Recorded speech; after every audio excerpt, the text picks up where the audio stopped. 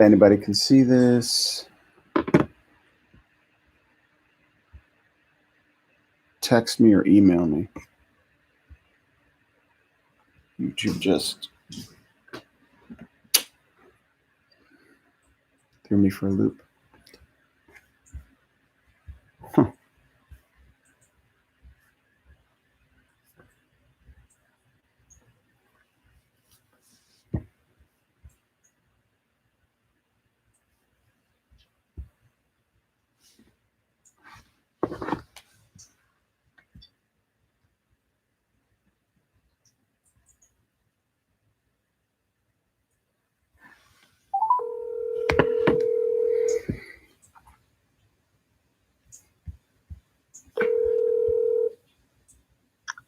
Good morning. Good morning. I don't know what's going on. There's some kind of technical glitch here. I don't know if you can find it. Let me try and send it to you. Okay. Do you have your email open? Oh, not yet, but I can. All right. So I gotta email you this. Okay. I don't know if anybody's watching. Like, I'm recording right now, but I don't know about the original link. So I'm going to send this to you. Okay.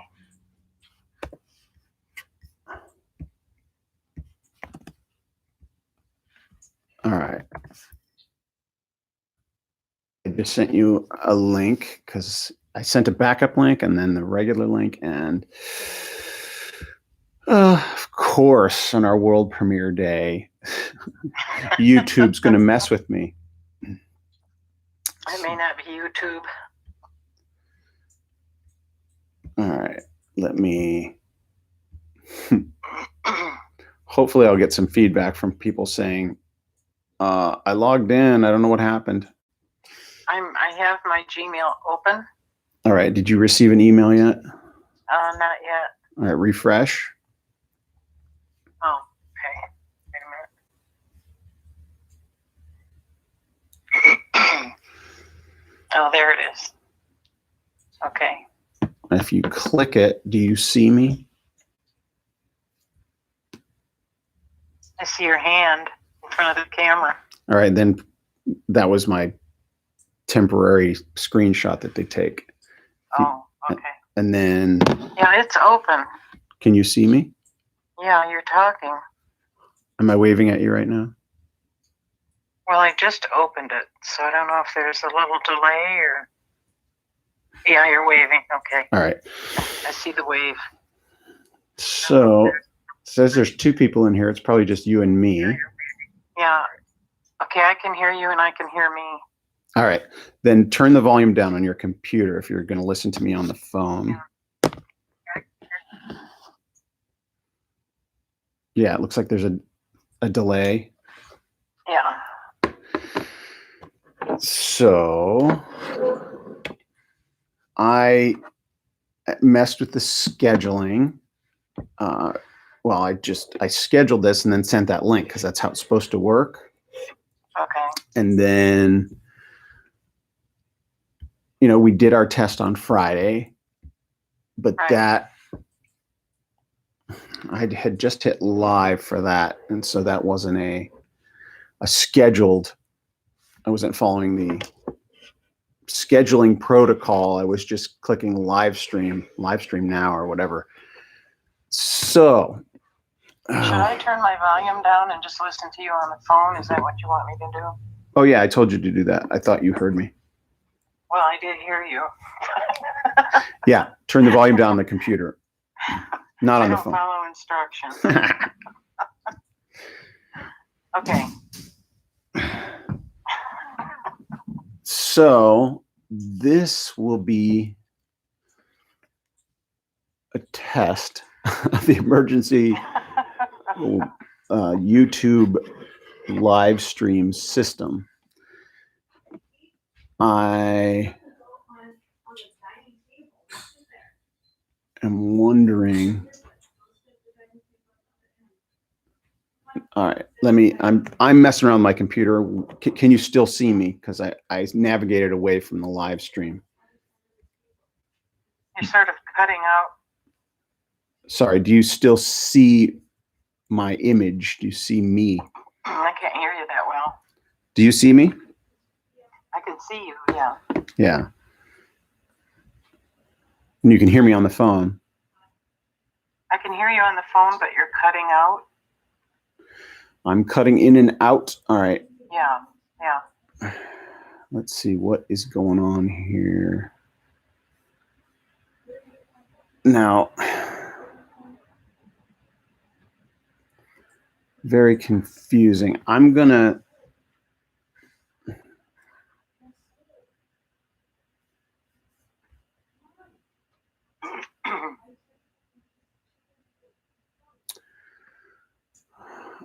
trying to check in. Oh, okay. I have no.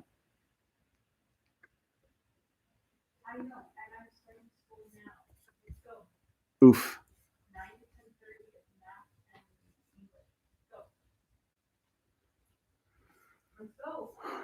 All right. We're gonna have. I clearly have not figured a certain thing out. We're gonna have to reschedule our world premiere, Mom. Okay. I mean, we could do it. We could do it right now and then post it, but I'm gonna need to recalculate some things here. Yeah, you want to be sure everything is going. Yeah. Before we. Did you click thumbs up? Yeah. Okay. You clicked the thumbs up. Okay. Yeah. Just wondering if there's somebody else in here. So, all right, we're going to need Phil's help again because Phil knows more of this, I guess. He gets off work like around 5 Minnesota or North Dakota time. Okay. Unless you can text him though. I will. And I checked yesterday, we had 43 views or more. Yeah. Because you were posting them on Facebook probably. And so that's all good. It's a trial and error technology. Yeah. Right. I understand. I started a backup link as I was testing, like right before the scheduled start of this, I started a backup link and started emailing it to people because I wasn't sure the scheduled live stream was going to work because of the indicator I was getting on the screen saying I needed to install something. I mean, I don't know why I need to. I don't know why I would need to install anything if I was able to live stream properly last week. Yeah. So in panic, I just created a separate live stream. I turned it on, had it recording while I was emailing the link of that recording to other people. And then when I came back after being in the email platform, sending the backup link, I got a notification in the live stream, the backup live stream, that it had been stopped or canceled for some kind of violation. And it's like, probably because it's a repeat name or something. I don't know. Okay.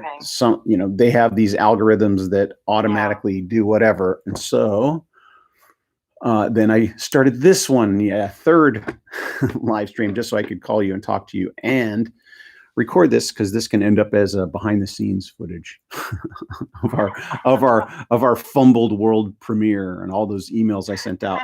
Now I have to send out an email to everybody saying, false start. It's like catastrophic for a launch of a show, but not really. Everybody I sent it to is understanding.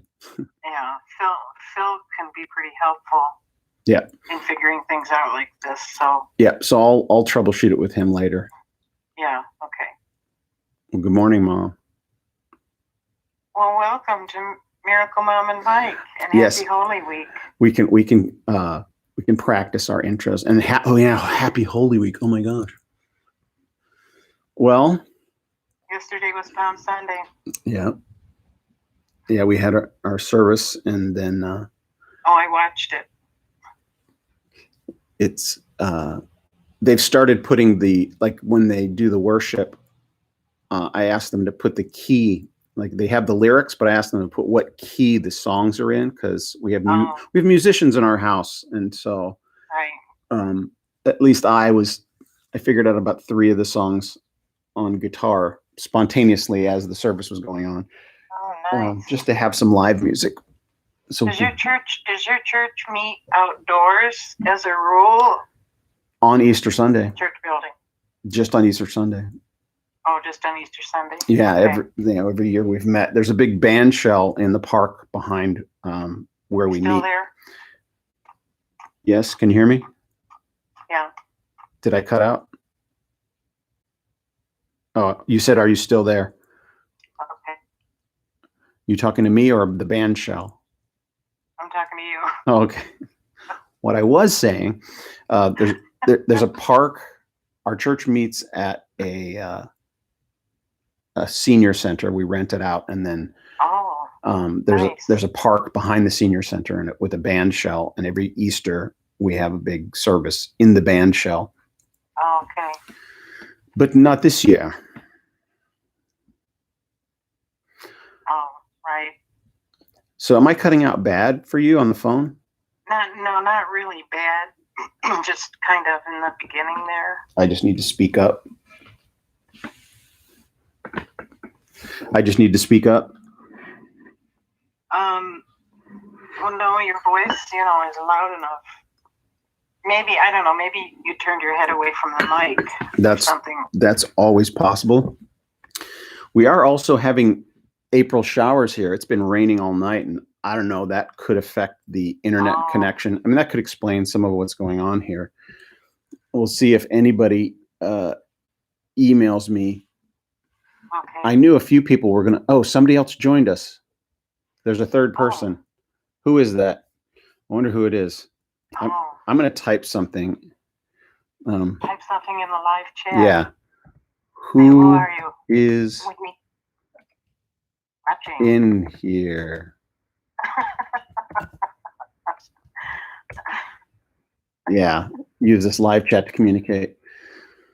There's a third person. I wonder if it's Phil that found us, or there are a few tech savvy people probably that I emailed this to. Let's see if they respond. This will be a good behind the scenes for anybody who wasn't able to find the live stream. Yeah. Through my fumbling. I'm gonna guess maybe it's Phil, but he'd be at work. Well, he would already have responded in the live chat probably.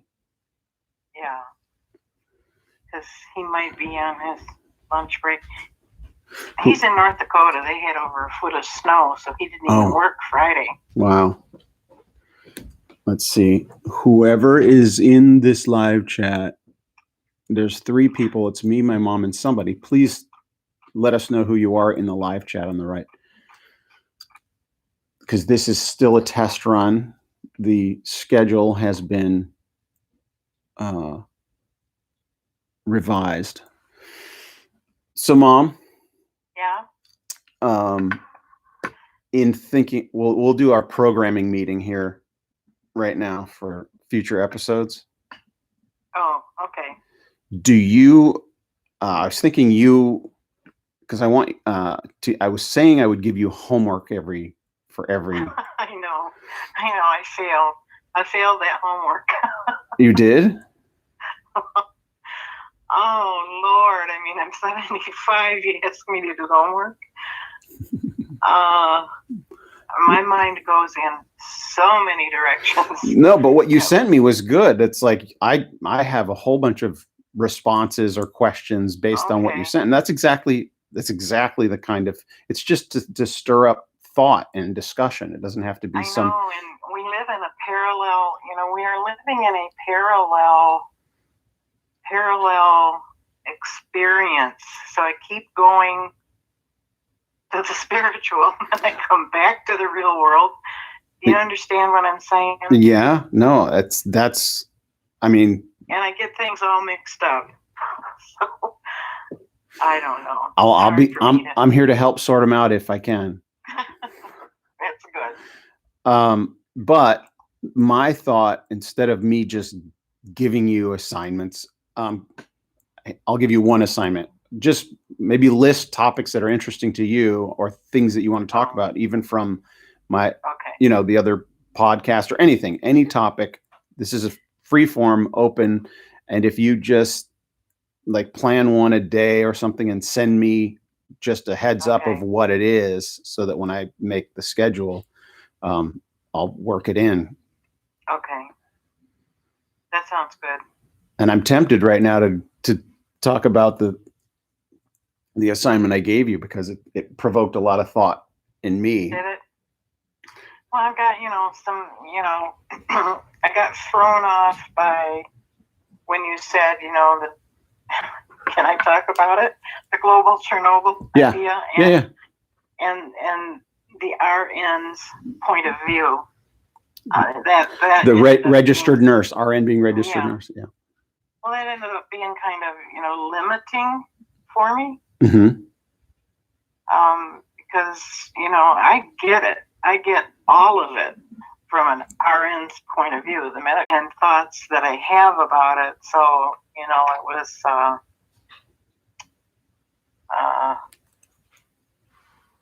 thought-provoking, to say the least. Oh, I figured out who's following us or who's watching. You did? Yeah, it's a good friend of mine. Hi, Brian. Hi, Brian. Tell Brian I said hi. Where are you in your bed? He hears you. He's listening. You read it. Yeah. Does it sound? It must sound like I'm echoing or something. Well, for your information, Brian, I'm in my living room, but I'm getting a better mic. Hopefully today or tomorrow. Well, I have a better mic, but I'm getting a better computer and a better location. Well, we'll see. I'll try and fix that audio. Is that why you asked? Where are you in your bathroom?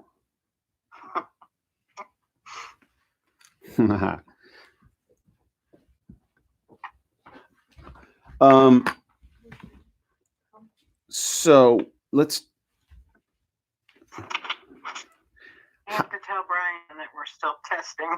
Yeah, Brian, I know you're probably on to something else, working, more important, but thank you for finding this link. YouTube, I'm not going to blame YouTube, but they do have, here's another thought as I'm thinking through this. They have certain words that they flag, whether it's typed. So I typed up a description for the channel, and the channel hasn't been blocked or anything, but it was interesting getting that one notice that this live stream has been stopped. Not this one, but this, not the scheduled one, but the backup one. And this is the backup to the backup. So the backup was blocked. I don't know why. I can think of a few words. Don't say them. I'm not gonna. No, I mean but I don't know that they. I'm sure it's a catch-22, or it's a very difficult algorithmic dance that they must play because they're allowing live streaming. They do certain verifications to see if it's a authenticated account, but how when you're a business that size with that many people, especially now, probably a flood more people getting online and trying to do what we're doing, how well can they track everything? They have machines that transcribe every word, but they're imperfect. I assume those algorithms are getting better and better, but still. Well, they're only as good as the people putting them in. So. Right. But so they'll transcribe and they'll hear sounds or words that I guess are banned. I don't know if any words are actually banned, but they'll flag them or suspend accounts if they, I don't know. It's got to be a very, very, very difficult beast to stay on top of. But I mean, there's how do you censor content, right? It's a trick. Well, they know how. well, whose content are you going to censor and whose are you not, right? It's like, what is appropriate, what, free speech. Well, I mean, I've been all over YouTube for years now, and I mean, there's obviously content on YouTube that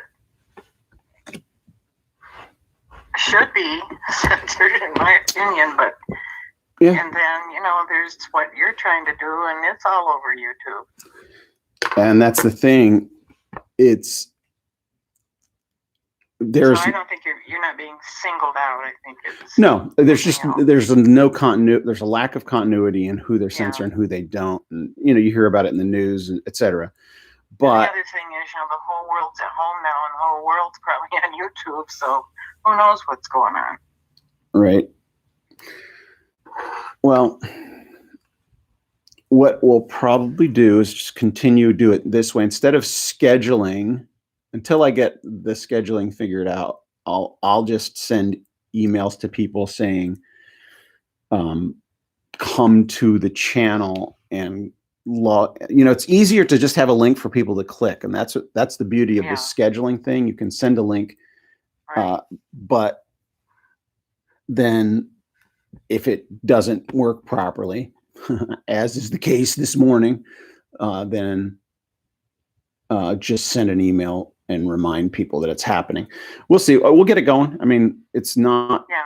It's a conversation between you and I, and anybody who wants to listen in. And what I'll do is I'll just keep cutting them up and sending them, and we'll get this thing working.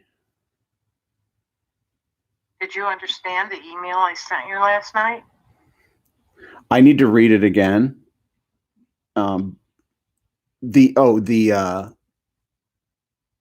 Why don't you articulate it again for me? I did read it. I read it. Right.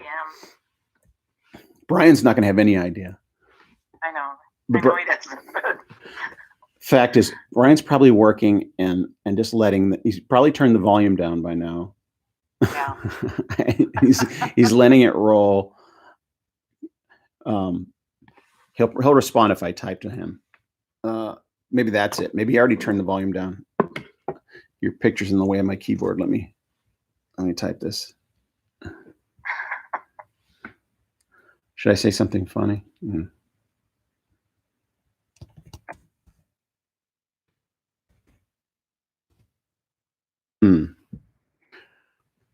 Nah, I'm not very funny.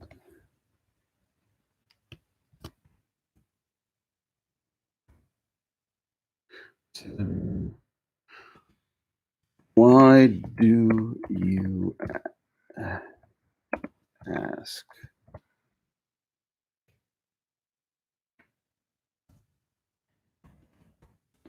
It might be, I don't know, the background he may think is dark, and so I'm in a dark room or something.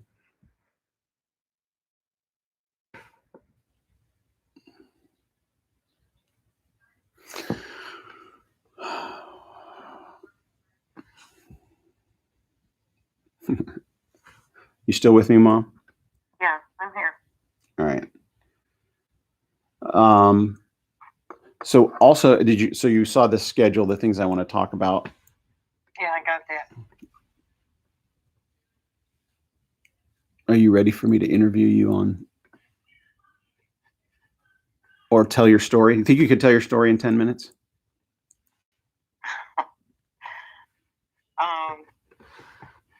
I can attempt to. Okay, Brian's back with us. He was listening to the earlier our mumbling and fumbling early on, just to try and get caught up. Because when I first started it, the camera. Are you reading the live chat? Yeah. So I have a backdrop here. I'm in front of the fireplace, and there's tile on the side of it. And when he first saw it, I think he saw it without the picture. So I'm sitting in front of the fireplace. There's a mantle here. I see. You have a black thing draped over it? Yeah, I have a little black blanket just as a backdrop. Yeah. Clever. Telling everybody all of our secrets. Brian's caught up. All right, Brian, since this is a test run, do you have any questions for Miracle Mom? Uh-oh. I want to create a recurring segment like that. Any questions? He wants to hear your story. You know what? I honestly don't know if I can tell it in just 10 minutes. Well, I'm not very good at that. I have a tendency to go here and go there with it, but I don't. If you want me, you can tell it over and over again. So here's what I'm going to do. I'm going to let you tell your story to Brian. Okay. And I mean, I'm going to sit here and I may throw things in, but he'll look at your picture. For Brian's information, this picture here is falling over. For Brian's information, and for anybody who watches this is my mom, Miracle Mom here, and her brother. She has 3 brothers and a sister, and my mom is the second youngest, and this guy is the middle child, right? Uncle John is the middle child. Uncle John he's the baby of the brothers. Right. So he's number 3. Yeah. All right. So this is 20 years ago from a family reunion. That's Miracle Mom and Uncle John and Michael. Like Miracle Mom, Uncle John, and Michael. But that's too long of a show name. Just kidding. Uncle John's not a part of the show except for the picture. All right. Sorry, Brian. I got sidetracked. So, Mom. Yes. I'm going to slate this. Yeah, there we go. Upside down. What I'm going to do before we start segments, I'm going to do a visual slate. This will be slate number 1. Mike's whiteboard. So what that means is it's for the video editing. If we chop this up and post these things later. Oh, okay. So I'm going to slate it again, and then we're going to start your story. All right. Okay. Ready? Yeah. Slate 2. Mom. Mike, Miracle Mom. Hi, Mom. So what happened this past December? Can you tell everyone what you experienced? Well, okay. For Brian's information, I have a couple miracles, but this is one of the medical miracles. And welcome. It was on December 9th, 2019, and I was going about my normal morning routines and feeling well and just on the internet doing what I do. And all of a sudden, I started to choke on some coffee that I was drinking. And I ran into the bathroom and spit the coffee out so I could breathe and went to take a breath. And all of a sudden I was hit with the sensation in my chest of my heart pounding as bad as a drum. And I could see my chest actually moving. My heart was pounding so hard. And the rate of my heartbeat was increasing. And then all of a sudden there was a sensation of pain, like a bad bruise. If you've ever hit a bruise that you've had, you know that feeling. Well, with each beat of my heart, that was the sensation. That was the pain that I was having. And it alarmed me, obviously. So I came out and I sat down in my chair, hoping then that just my coughing episode had set off something unusual. And as I sat there, it got worse. And then I just overall did not feel well at all. So I went and laid down, on my bed thinking, well, maybe that'll help. That didn't help at all. And it continued to get worse. And then I was getting short of breath and I couldn't breathe. So I got up. I have a younger daughter who lives with me. And I called for her and she came running. Well, then, she alerted the emergency response. And the ambulance came. They did everything that EM people are supposed to do, and I'm still not able to get my breath. The pain is excruciating. And they did, all the right things to get me in the ambulance, take me to the hospital, which is close by. Got to the emergency room, and because I'm a registered nurse, and familiar with how all of these things are supposed to, proceed with an emergency, I was certainly not panicked by that. But they got me into the emergency room. Did an EKG right away, put me on oxygen. The emergency doctor came in, talked to me, got some information, like they're supposed to do. And then, it proceeded into further testing. And is the EKG normal for what you were, or what did that tell you? The EKG that he did showed that on the EKG itself was showing heart damage. My question is, when they took you to the EKG, did that concern you as a nurse? They do the EKG right there when you're on the gurney. They bring the machine in and attach you to So it. It's standard, basically, Yeah. kind of. Okay. Sorry for interrupting. Right.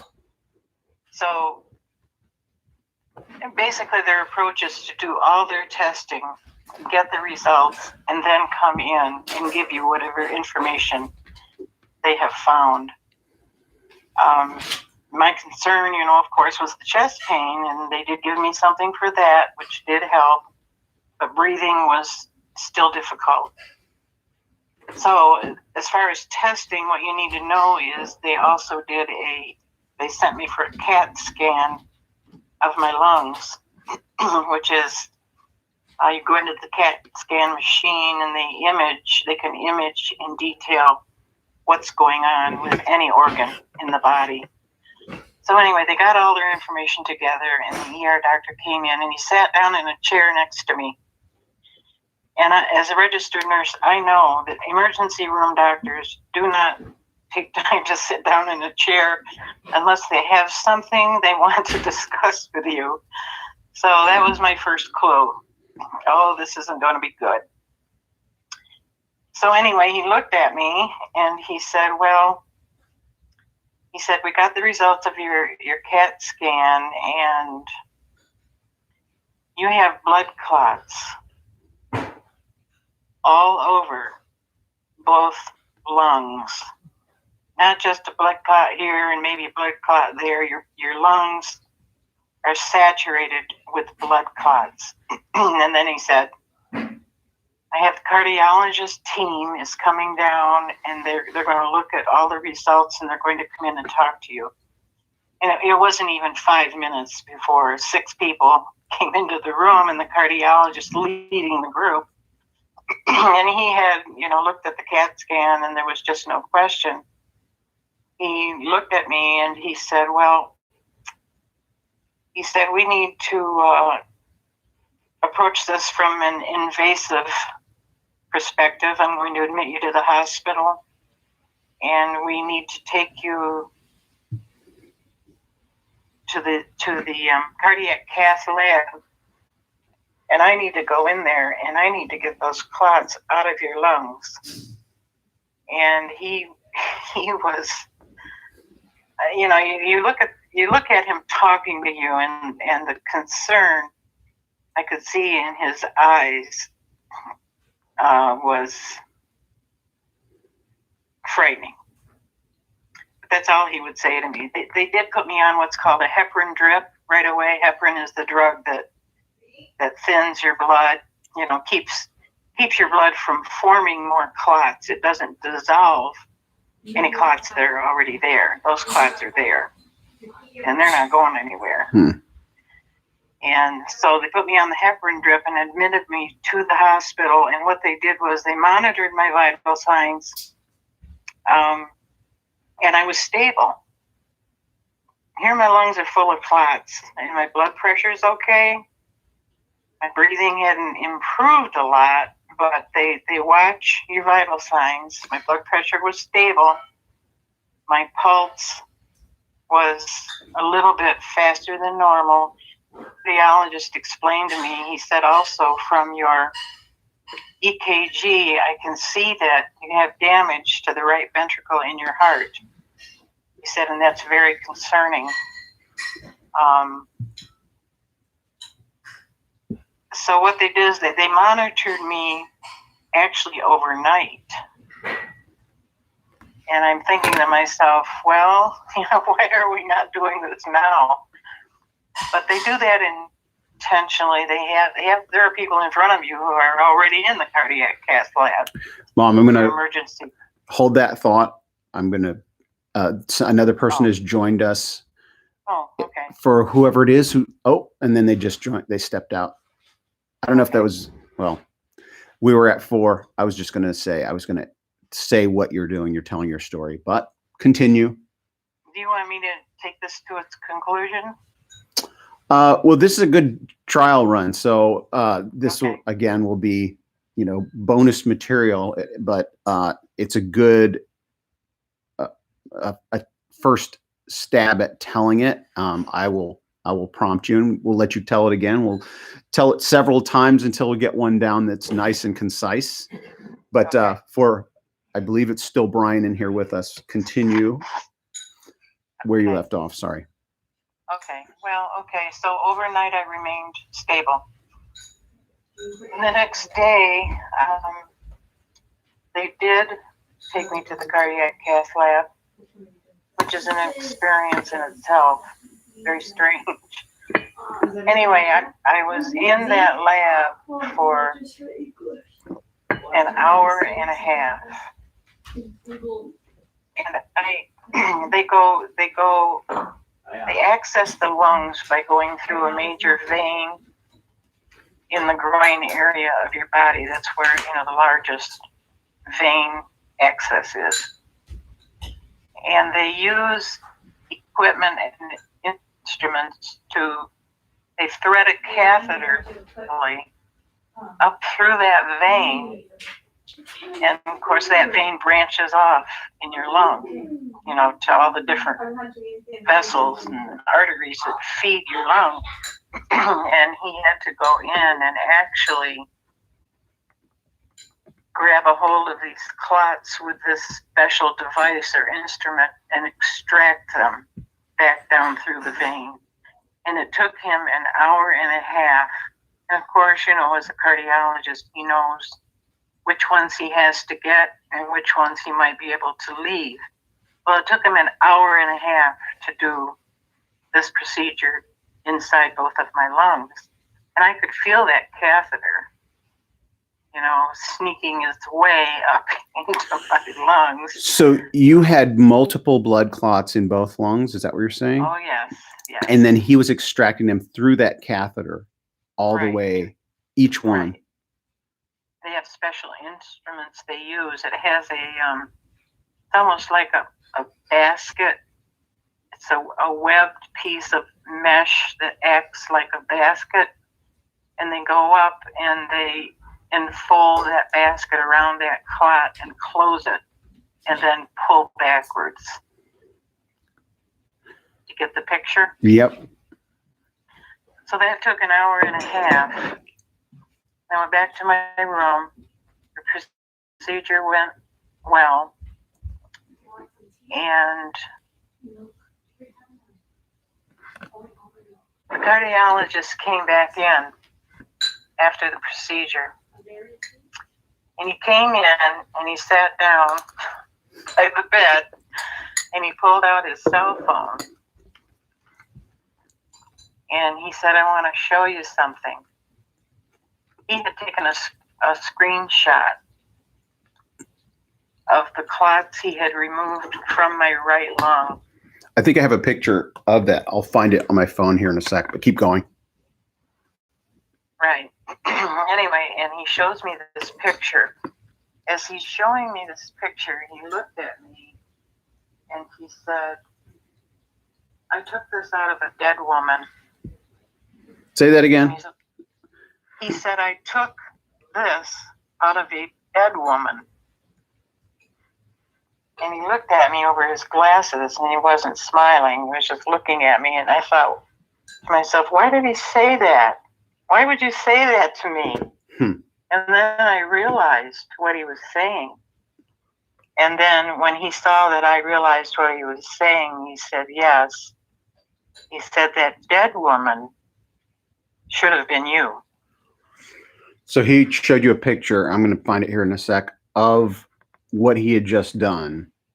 Right. And he said this was a dead woman, and you didn't understand her.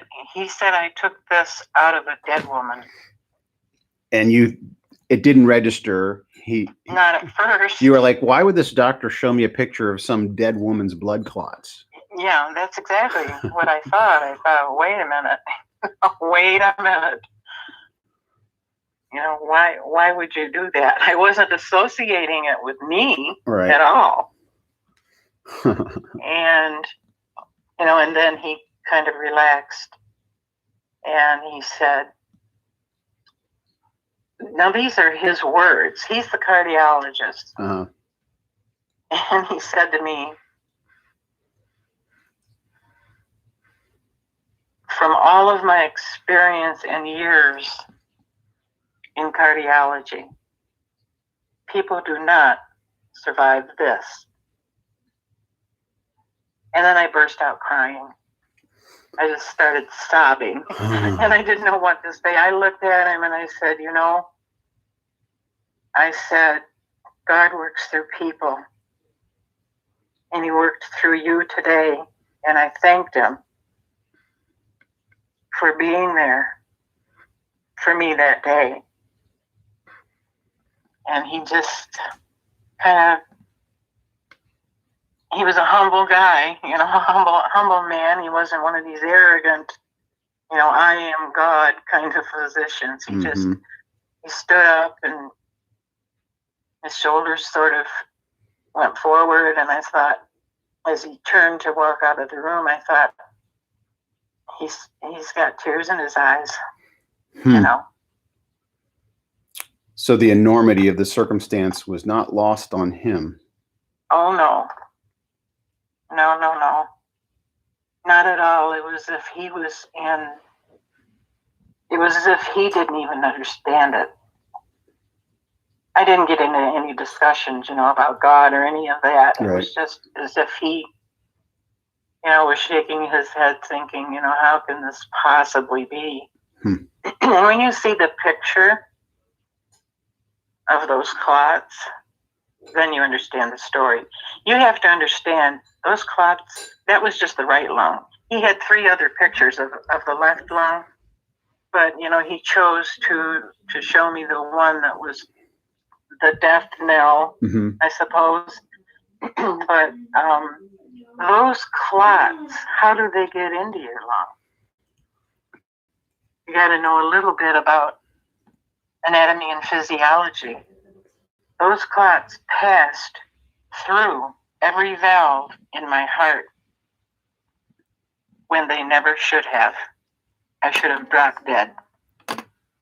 When you look at the size of them. So you're saying the blood shouldn't even have made it to your lungs? The clots never should have made it to the lungs. So what would have happened if they didn't? We wouldn't be having this conversation. That's what he meant.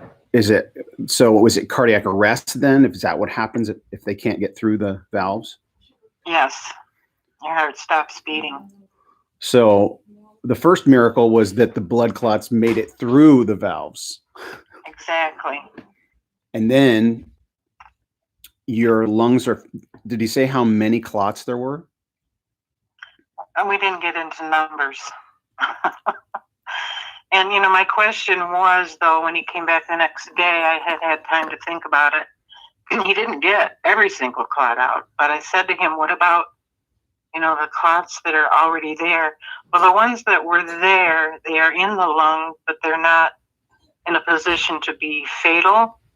And the body just over time reabsorbs that tissue. So these are the ones that he didn't bother to take out because they weren't fatal, or they weren't. Right. He knew. Yeah, he knew. That they were not going to be of harm. He went after the ones that were potentially fatal. I'm before we're done, I'm going to try to find that picture. It's a little difficult when I have you on the phone and I'm trying to search through old emails where you sent it. But okay, that's fine. So what is this called? What happened to you? I had a pulmonary embolism, is what it's called. That's the singular. Well, emboli, pulmonary emboli. So you had is what it's called. You had multiple embolisms, right? Right. And the procedure they do is called a thrombectomy. Thrombectomy? Right. And based on the pictures that you saw of both lungs, can you give me an estimate of how many blood clots that he pulled out? Well, the one picture you have, and I don't have it in front of me either. If I was to sit there, and count them, there's at least a dozen. And that's just one lung, right? And that's just the right lung. Those came from the right lung. And in that particular picture, because I saw both pictures and it looks like there's more in the other lung, but he showed you that picture. Why? Well, because that's what should have killed me. What? What the picture that he showed me was what should have ended my life. Well, there was one particular blood clot, right? Yeah. The way you told me originally, or when you first told me, there's one that's like 6 inches long. Yeah, that's in the picture you have. Right, and that's what I'll find and I'll show. This is the tease for the end of the episode. Well, and you have to remember too. He's got them laid out there on that piece of white gauze or whatever it is. Right, and he said that he didn't think he was going to be able to get that one.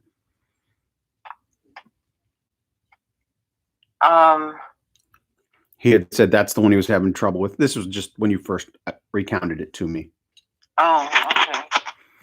Well, I do remember him saying something like that it was so large, and I don't know what these instruments are, that they use to go up in there, but they're not that big. It's catheter. It's maybe the size of if you've seen IV tubing that they use in the hospital. People are on IVs and they've got the tubing from the liquid into your arm or whatever. Those catheters they use are probably about that size in diameter. Well, the bottom line, how many people, what's the survivability of what happened to you normally? 0. Why do you say that? Well, that's what he said. Okay. Now, so you're saying you have just taken 0 to a 1 because you've defied what he said. Can you explain why you did not die? I'll have to ask God. I can't explain it. Well, from a human standpoint,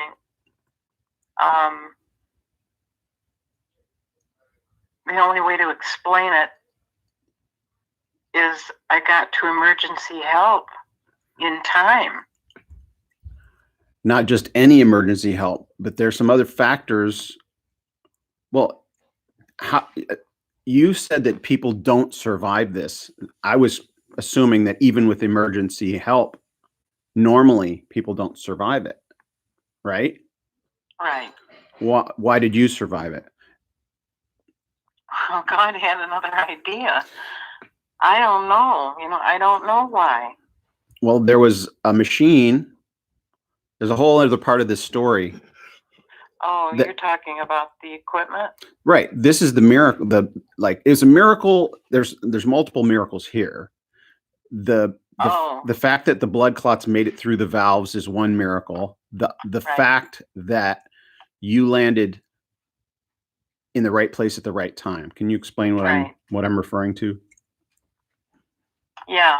Okay. This cardiologist told me in the emergency room, before I went for the procedure, that they were using, or that they had been granted funding to do a study of some new equipment that a medical equipment company in California had been researching.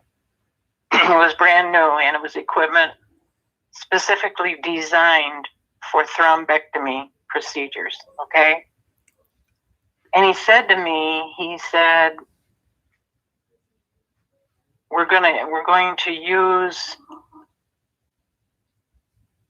this equipment during the procedure, and that I was going to be part of research study. An experimental research study. Right. That had been funded by the government. And they had just started using this equipment about 2 months ago. And I remember him saying to me, when this is the procedure's completed and you come back to us in a month for your follow-up visit, we'll have you sign some consent forms for the procedure. We won't do it right now because it was an emergency situation, and he didn't want to go into all of it at that time. The emergent thing was to keep me alive, obviously. But anyway, he had that conversation with me. I do remember that. And so he said, how long had they been using? How long had they had that piece of equipment? Well, the study at this hospital started 2 months prior to my having come in. So if this had happened to you 3 months prior, oh well, we wouldn't be hearing your voice right now, would we? Bye. Also, how many places did the government fund this piece of equipment? How many hospitals are using it? I'm not really sure. I can't remember if he told me that or not. Well, it's a good thing. It's a good thing you and I were in dialogue the whole time while this was happening. So I have it documented. I have it, like I have that other podcast that I do. I have everything right after you told me. I repeated it on the podcast. So there are only 9 hospitals in the country that have been using this machine. Oh, okay. And they had only started using it 2 months prior. So aside from the miracle of medical miracles where technology saves people's lives, that if that piece of technology didn't exist, then this person would be dead, which is the case. If this piece of the doctor, as you recounted to me, the doctor said, if they didn't have that machine, you wouldn't be alive. So that's one miracle.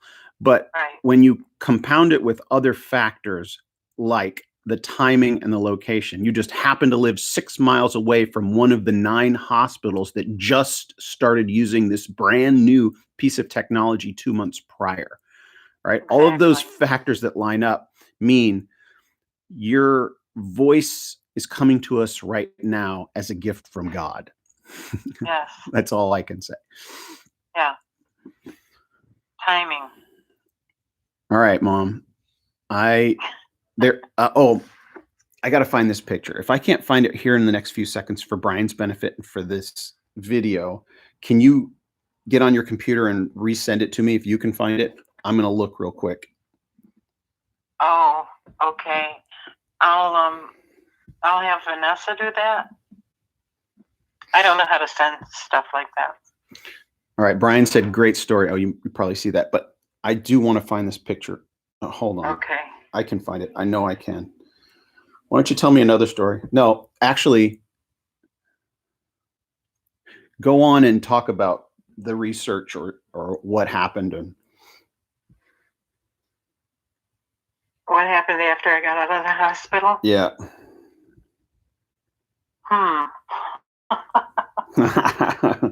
Am I asking too much of you right now to go back? Well, how much more time are you going to want to spend? Not much. I just want to find this picture. So you can talk all you want until I find this picture. Okay. Well, I have several medical miracles, I guess you'd say. Maybe 2 more. All right. I don't know if you want me to go into those or not. Yes. Okay, I can talk about the one that happened in March of 2014, 6 years ago.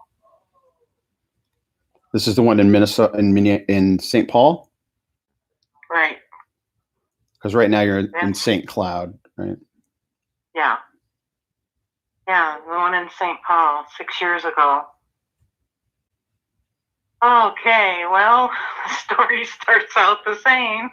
I got up one morning. I got up one morning feeling very normal. Going about my morning routine, which is get your coffee, turn on the TV, get on the internet. My life's so exciting. And I'm just sitting there doing my thing and in good health for my age. And all of a sudden, I was retired by that time also, by the way. I'm going to pause you. I'm going to pause you real quick. Sure. All right. I found the picture. Oh, there you go. So I'm going to show the picture. Okay. Now, this is one lung. Anybody who's watching, I should have warned you. This is graphic imagery. Too late. So this is your left lung. So there's the X-ray. No, that's my right lung. This is the. Oh, okay. Yeah. So this one. Those pictures you see above. Yeah. See those pictures? Those pictures. Can I tell you what they are? Tell me. Well, those 3 pictures are radiology pictures. As I'm looking at the screen, the picture on the very left, see that big black blob? Yeah. Okay, that blackened area is blockage. Oh. Blood flow is not getting into the rest of my lung. So this is a radiological picture of your right lung? Yes. Got it. See, I was laying in the cardiac cath lab. You lay on a radiologic table, like an X-ray table. Right. So they can take pictures of the inside of your lung while they're doing the procedure. The second photo, you begin to see, you can see the catheter up in there. See those stringy looking things? So let's see. This is the second photo. This is the first photo. Okay. Yeah. He's actually restoring blood flow to my lung by going after these clots. So these pictures are taken during the surgery? Yeah. So the line you see across the bottom, is that the catheter that's going in? Right. So there's like 2 lines, and that's going through your artery or your vein? The veins. Yeah, this was a vein procedure. Then the third picture, move that over.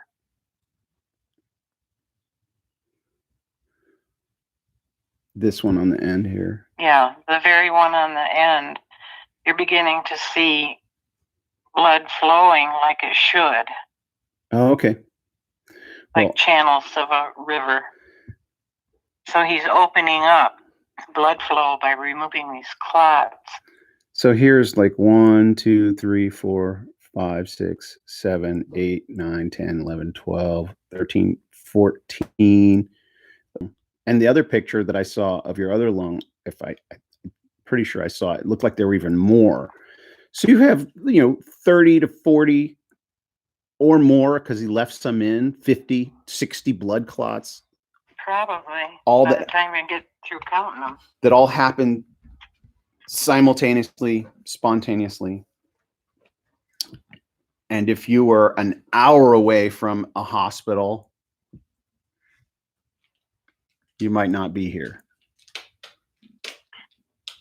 Well, in my mind, that's probably true. Even though, you have to stop and think in my mind, the other part of the miracle is that I was still alive the next morning to even have the procedure. Oh, right. Because he had the CAT scan done. He saw what was there, and I was always thinking, why didn't you take me right away? What's that about? But like I said again, they're watching your vital signs. If my blood pressure had dropped, if my pulse had slowed, I would have been in there. That's how they practice medicine today, I guess. But they were watching. I was in the intensive care unit, the cardiac intensive care unit, hooked up to everything you can imagine. You got wires coming out of every different direction, right? And just about, and blood pressure cuff they have an automatic blood pressure device, and I didn't get a wink of sleep because that thing was going off every 15 minutes. Gotcha. And they had me on telemetry and were able to see my heart activity out at the nurse's station. So they're watching you extremely closely. Right. So I bet you were like the most action they'd seen in a long time. Well, probably. Well, Mom. Yeah. I don't want to go longer than an hour, and we just have. Okay. So I'll go back and forth with you to refine the story and get it down to, its points. Okay. We'll get to a point where, we won't have to do it live all the time. We'll get the story down and refine it, and then retell the story in a concise manner. Because, being a medical professional, there's a lot more things that are amazing to you because you understand what's supposed to happen and what's not supposed to happen. And so we'll get it into layman's terms and because this is a documented miracle. I mean, it's like the doctor was crying because he didn't understand why you were alive. It's like, when do doctors cry? When they don't understand, good things that happen, and they just happen to be in the middle of it and be able to use this machine that they'd never had until 2 months prior. Anyway. All right. I love you, Mom. Oh, I love you too. I love you, Brian. Love you, Brian. All right. Okay. You can hang up and then I'll end the stream. So. Okay. Bye-bye. Bye, Mom. Bye, Brian.